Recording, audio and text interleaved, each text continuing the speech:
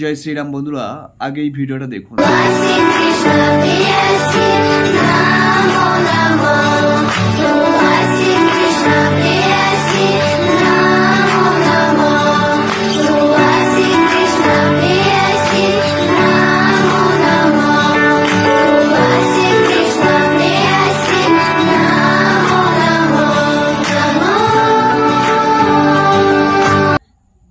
সনাতন ধর্মের শিক্ষা প্রত্যেক বিদেশি ছেলে মেয়েদের শেখানো হচ্ছে।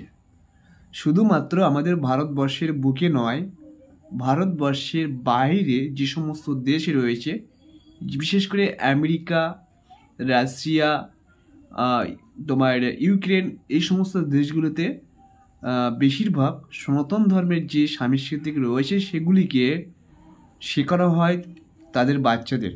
দেখতেই পাচ্ছ, শুধুমাত্র আমাদের ভারতবর্ষ ছাড়াও।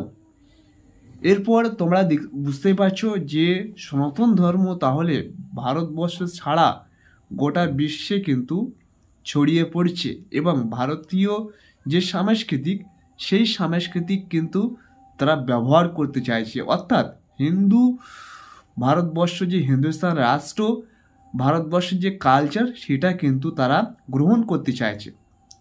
দেখতেই পাচ্ছ।